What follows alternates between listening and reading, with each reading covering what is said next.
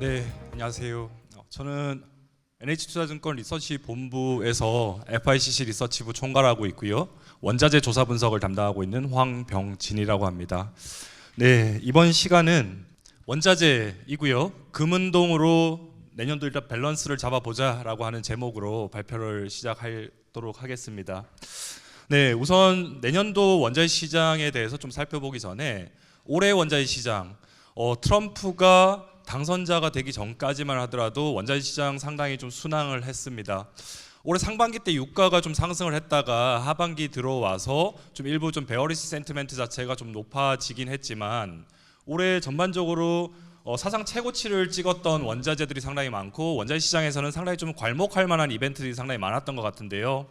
특히 올해 원자재 중에서는 가장 많이 상승했던 섹터별로 봤을 경우에는 가장 많이 상승했던 섹터라고 하면 기금속 섹터, 금 가격이 사상 최고치를 거듭 경신하면서 온스당 2,800달러까지 급등을 했었고요. 이런 부분들이 연초 대비 약 30% 이상 금 가격이 상승하면서 사상 최고치를 경신했던가 하면 구리 가격도 올해 5월 20날 사상 최고치를 경신했던 바 있습니다. 구리 가격 톤당 11,000달러까지 기록을 하면서 사상 최고치를 경신을 했고요.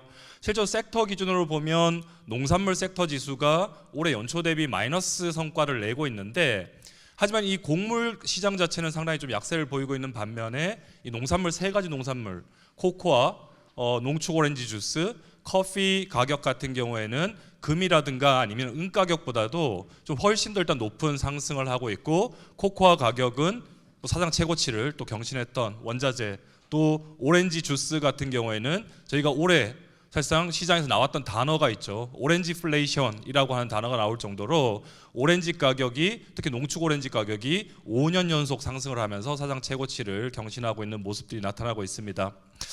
근데 단기적으로 최근 한 주 동안 변동성이 좀 상당히 커졌어요.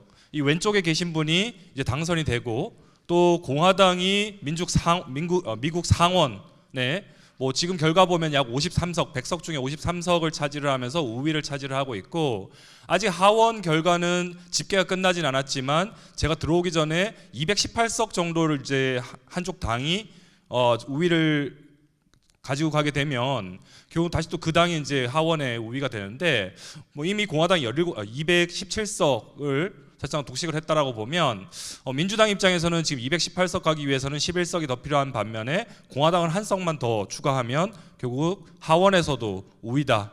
그러면 저희는 레드 웨이브 자체가 단기적으로는 시장에 상당히 많이 반영되고 있는 모습인 것 같습니다. 그래서 좀 전에 발표하셨던 하재석 위원 또는 저희 권한민 위원이 공통적으로 상당히 고민하고 있는 부분인 것 같아요. 지금 시장은 당장 트럼프가 내년에 복귀를 하고 레드 웨이브가 전개가 되게 되면 법인세 인하하고 감세하고 반대로 재정 지출은 확대를 하고 그렇게 되면 채권 발행 물량 엄청나게 늘어날 거고 거기다가 중국의 60% 관세 또는 포괄적 관세로 전 세계에다 관세를 매겨버리면 결국 인플레이션이 재점화되면서 결국은 금리 못 내리고 또는 금리를 다시 또 인상해버릴 수 있는 가능성도 있지 않을까 자체가 지금 시장에 반영되고 있는 것 같아요.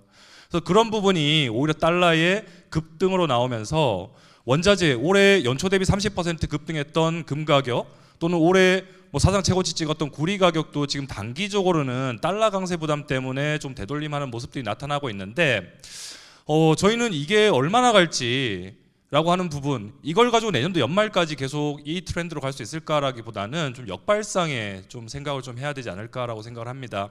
그 점에서 결국 트럼프가 복귀를 하게 되면 결국 트럼프가 복귀하고 나서 원자재 시장에 영향을 줄 수 있는 변수는 에너지 정책이라든가 또는 기후 정책이다라고 보면요. 트럼프 에너지 정책 때문에 최근 트럼프 당선되고 나서 미국의 주식 중에서도 에너지 섹터가 상당히 많이 급등을 했고 또 미드스트림 에너지 그런 인프라 영역이 엄청나게 많이 급등하는 양상이 나타났어요.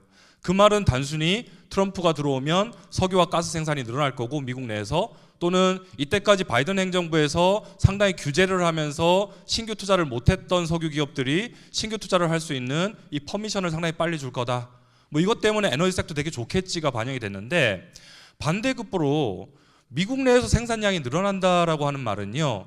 저희가 올해 이미 하반기부터 전 세계 석유 시장에서는 전 세계 석유 수요 자체가 성장세가 둔화가 되고 있는 가운데 오펙 플러스 산유국들이 가지고 있는 여유 생산 여력이 하루 평균 700만 배럴이나 돼버리다 보니까 이 700만 배럴 증산으로 가는 게 내년인데 미국에서도 증산한다? 그럼 당연히 유가는 급락할 수밖에 없는 시나리오가 내년에 나올 수 있어요. 그래서 저는 그 점에서 오히려 에너지 시장을 주목하는 것보다는 트럼프가 됐던 아니면 바이든 행정부가 계속 지속이 되던 저희가 장기적으로 원자재 시장 내에서는 봐야 되는 거는 결국은 미국의 에너지 전환은 일시적으로 좀 후퇴 또는 좀 지연되는 경향이 있다라고 하더라도 전 세계적인 에너지 전환은 계속 간다.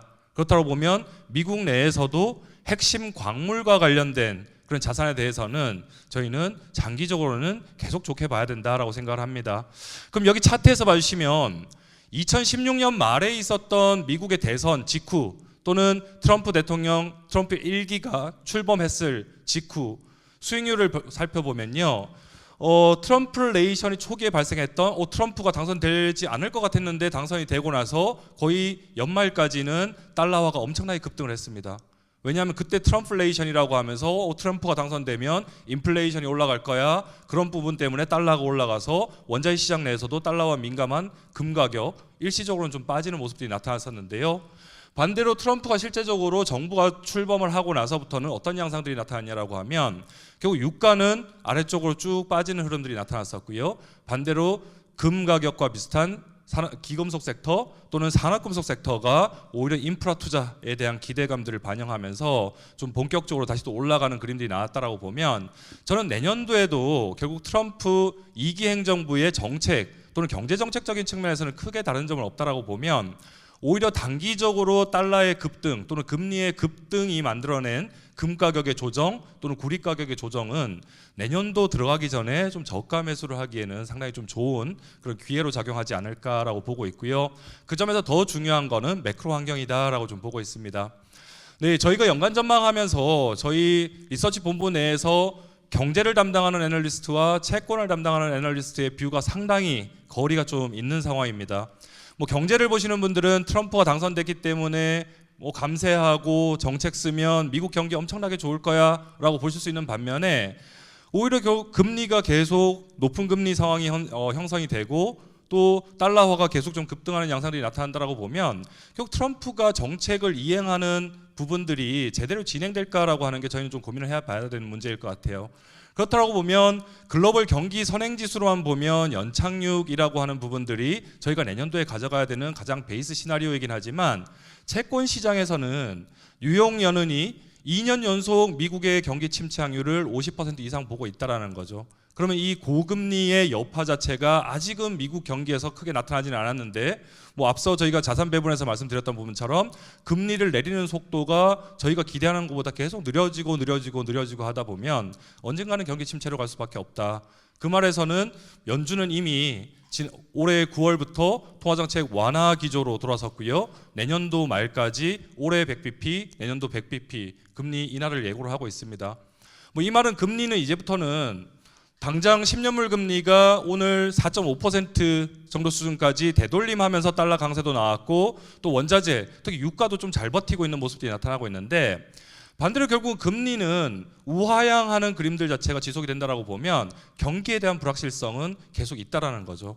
그럼 원자재 수요, 특히 원유, 에너지의 수요를 가늠하는 지표에 있어서는 저희는 종합원자재 투자에 대해서는 금리가 서서히 우하향하는 국면에서는 매수해서 가져가기에는 좀 불안하다. 중립으로 가져가는 게 제일 편하다라고 좀 말씀드리고 있고요. 반대로 단기적으로 좀 금리가 오르고 달러화가 강세로 가면서 단기 되돌림은 좀 있긴 하지만 금 가격 같은 경우에는 금리가 우하향하는 국면에서는 유일하게 역외상관관계를 가지고 있는 원자재 섹터다. 그렇기 때문에 지금 현재 금 가격이 단기 되돌림을 하는 부분은 단기 숨고르기다라고 보게 되면요. 내년에도 금은 가격이 저가 매수세가 유입이 되면서 사상 최고치를 더 경신할 수 있는 여력이 있지 않을까라고 생각하고 있습니다. 하지만 이거는 이제 장기적인 관점에서 좀 보는 부분이고요. 단기적인 부분에서 최근에 금리가 왜 이렇게 급등했을까? 이건 저희 채권 애널리스트가 좀 설명하실 부분이긴 한데 9월 FMC 때 미국이 50bp 금리를 인하를 했습니다. 그래서 9월 FMC 직전만 하더라도 저희가 그 생각을 했었죠.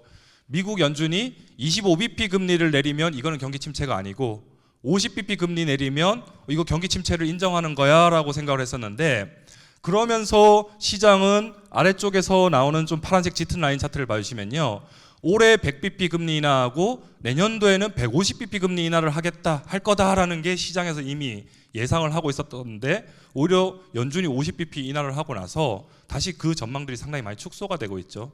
또한 트럼프가 당선되고 나서 내년도에 저희는 베이스 시나리오로 또는 연준은 100bp 금리 인하를 예상을 하고 있는데, 지금 시장은 이미 내년도에 100bp가 아니라 75bp, 3번밖에 금리 못 내릴 거야까지 반영을 하면서 단기적인 그런 금리의 상승, 달러화의 강세를 만들어가고 있는 게 아닌가라고 좀 생각을 합니다.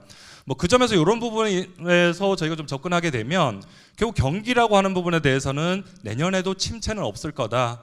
결국은 소프트 랜딩 시나리오로 100bp 정도 가는 부분으로 본다라고 보면, 뭐 저는 최근에 210 2년물과 10년물 국채 금리 간의 역전 해소라고 하는 부분이 채권 시장에 엄청나게 유리한 불스팁이라기보다는 좀 베어스팁이지 않나, 경기는 나쁘지 않은 환경이다.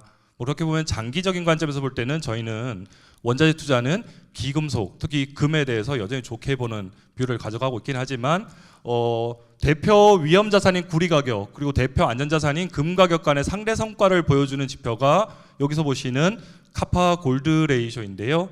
이 카파 골드 레이쇼만 보면 저희는 장기적으로 계속 안전 자산을 사야 되는 국면입니다. 뭐 그러다 보니까 뭐 국채 같은 경우에도 금리 4.5% 정도까지 올라왔으면 상당히 살만한 매력이 있는 가격 레벨인데, 단기적으로 봤을 경우에는 당장 내년도 상반기까지는 뭐 트럼프가 들어오고 또 미국뿐만 아니라 중국에서도 재정 정책에 대한 기대감들이 상존한다라고 보게 되면요, 단기적으로 금 가격은 장기적으로 계속 좋긴 하지만 단기적으로 금과 구리 가격이 동반 상승하는 골디락스 환경들 자체가 최소한 내년도 상반기까지는 연장되지 않을까라고 보고 있어서, 저희는 앞서 말씀드렸던 부분처럼 당장은 시장이 드릴 베이비 드릴이라고 하는 미국의 에너지 정책에 대해서 미국 에너지 기업들 규제도 완화되고 생산량도 늘어나니까 미국 에너지 기업들 되게 좋아지겠지라고 반영을 하고 있는데, 반대로 저는 수급적인 측면에서는 유가는 내년도에 상당히 지금은 70달러 언저리에서 움직이고 있지만 70달러를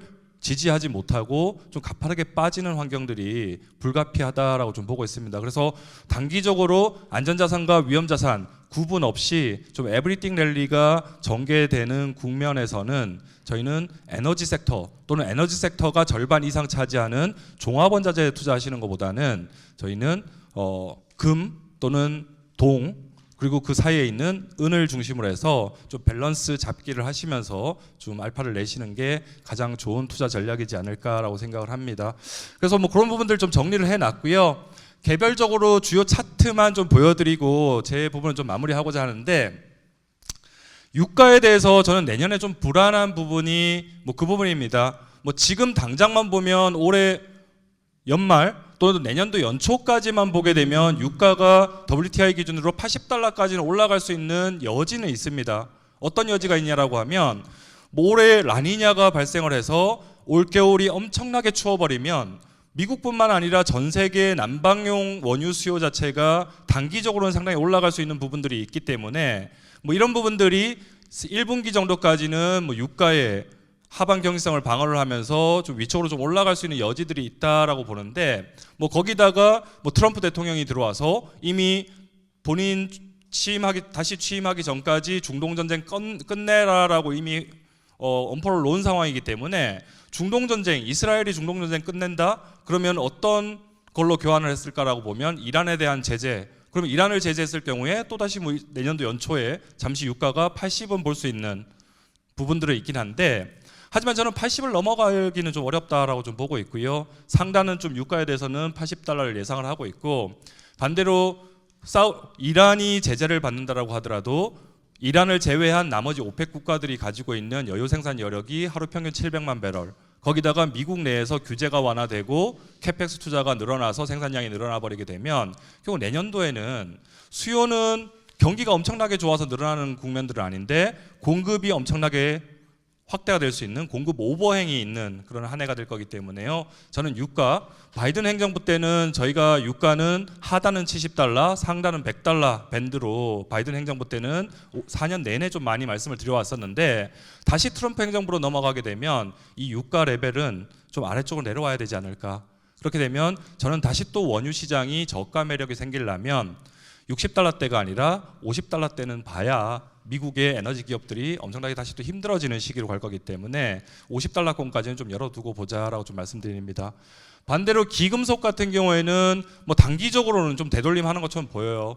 왜냐하면 금 가격이 저희가 사상 최고치였던 온스당 $2,800까지 찍고 오늘도 좀 빠지고 있고요. $2,600대까지 좀 빠졌거든요. $2,500대까지 지금 빠지고 있거든요. 그렇게 보면 고점 대비 한 10% 정도 빠져서 지금 조정 영역까지 왔는데, 하지만 이게 통화정책, 이미 시장은 통화정책이 긴축으로도 갈 수 있다까지 반영을 하면서 달러 강세로 나오는 것 같아요. 하지만 저희 베이스 시나리오 상에서 또는 트럼프가 당선돼서 취임하더라도 결국 트럼프 정책 공약 자체가 이행되기 위해서는 통화 완화가 더 유리한 부분이다라고 보면요, 통화 완화 기조가 유지되는 한 저희는 금 가격 단기적인 숨고르기일 뿐이지 강세는 유효하다. 그러면 지금 뭐 트럼프 당선 직후에 달러 급등 때문에 좀 조정이 나온다라고 보면 내년도 포트폴리오 준비하실 때는 다시 금은 저가 매수의 관점으로 좀 대응하면 좋지 않을까라고 생각하고 있고요. 금 가격이 추세적으로 하락 반전하려면 어떤 조건이 나와야 되냐라고 하면요, 저는 20% 정도의 그냥 확률만 보는데, 금 가격이 저희가 사상 최고치를 찍고 나서 잠시 되돌림을 하고 숨고르기를 하고 있는 국면이긴 하지만, 이게 추세적으로 엄청나게 세게 빠지려면 두 가지 조건이 나올 수 있습니다. 하나는 긴축 전환. 내년도에 트럼프가 취임하고 나서 실제로 미국의 인플레이션이 엄청나게 심해져서 연준이 다시 또 금리를 올려야 되는 신호가 나온다라면 당연히 금값은 뭐 그동안은 빠지겠죠. 하지만 그럴 가능성들은 상당히 좀 낮다라고 좀 보고 있고요. 두 번째는 한시적으로 금값이 빠지는 구간인데, 이게 실질 금리가 한번 튀는 구간입니다. 지금 기대 인플레이션이 상당히 높게 잘 형성되어 있거든요. 경기가 나쁘지 않은 환경이기 때문에 기대 인플레이션이 경기 침체 우려 때문에 엄청나게 폭락을 해버리고 그 반대급부로 실질 금리가 서버리는 게 저희가 현금화 수요라고 하면, 이 현금화 수요가 나올 때 금값이 세게 빠질 리스크가 단기적으로 좀 있다라고 보면 그 두 가지 케이스 다 저희는 뭐 내년 전망에 있어서는 좀 낮게 본다. 그보다는 통화 완화 기조가 유지가 된다라고 보면 금에 대해서 좋게 보자라고 좀 말씀드리고요. 구리 가격에 대해서도 뭐 단기적으로는 금과 마찬가지로 달러 강세 또는 중국 부양책에 대한 실망감들이 좀 반영이 되고 있지만, 오히려 뭐 구리라고 하는 자산은 원유와는 다르게 수급이 엄청나게 좀 타이트한 국면들, 광산 시장의 지표가 상당히 타이트한 국면을 가져가고 있고요. 결국 내년도에 미국의 신정부에서의 재정정책 또는 중국 당국의 재정정책이 맞물리면 결국 수요 개선세 자체도 좀 유효할 거다라고 보기 때문에 저희는 금과 함께 단기 알파를 내기 위한 자산으로는 오히려 산업금속을 보시는 게 낫지 않나라고 생각합니다. 마지막 농산물 같은 경우에는 바닥은 다 왔다라고 보는데 크게 상승할 만한 여지는 좀 없을 것 같아요. 그래서 농산물은 뭐 가장 중요한 게 결국은 곡물이다라고 보면요, 곡물 가격은 옆으로 횡보할 거다.